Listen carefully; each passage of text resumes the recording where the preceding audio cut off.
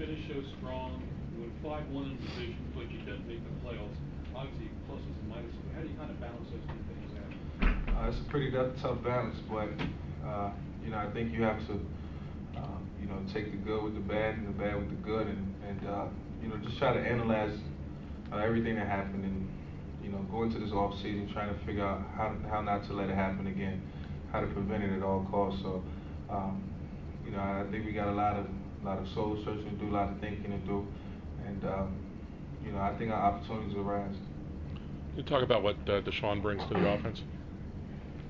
Deshaun brings a lot to the table for this offense.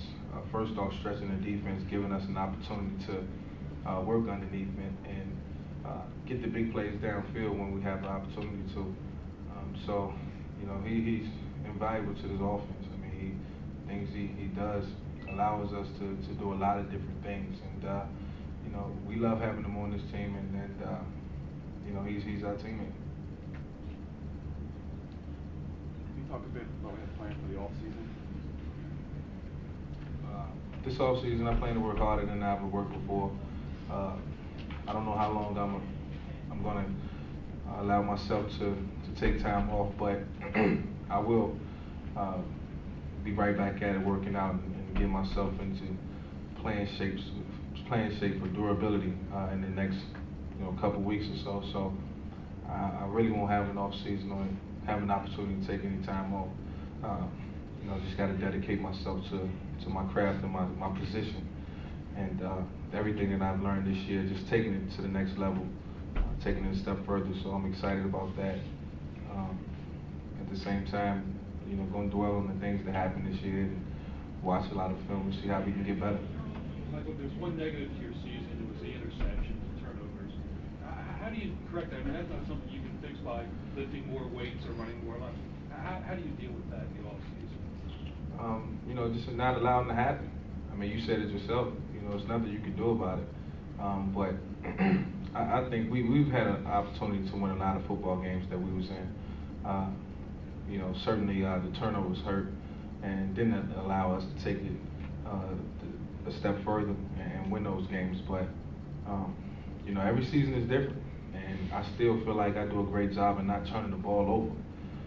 So I continue to work in that area and continue to play smart football and continue to, try to do everything I can to help this team out.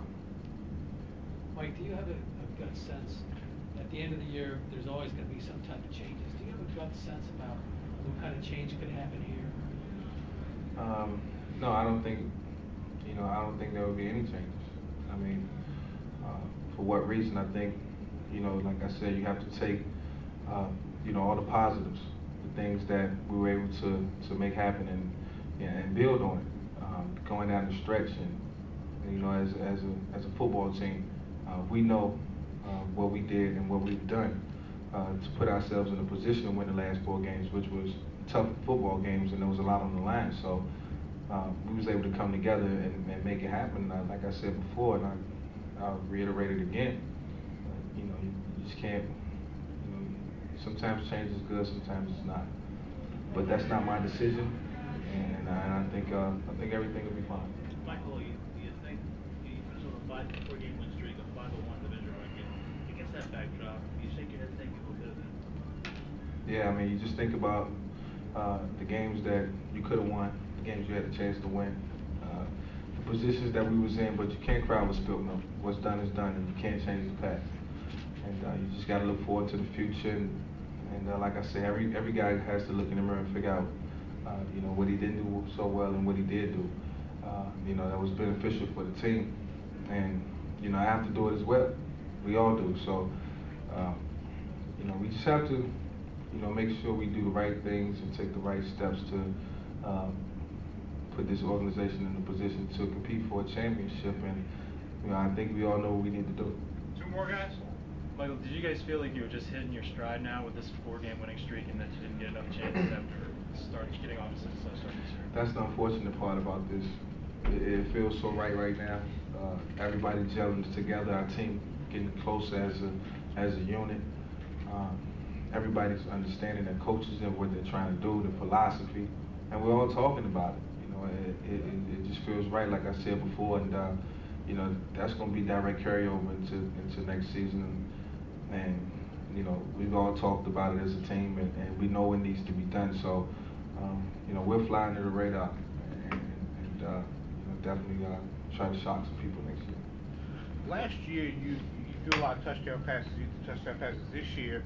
The interceptions, what do you think happened in terms of the interceptions this year? Is there something you can improve upon when you go next year? Yeah, I just think, you know, majority of my interceptions came from tip balls, and you know, I take responsibility for that because Coach Morningwig always tells me, you know, that's my responsibility to get the ball up.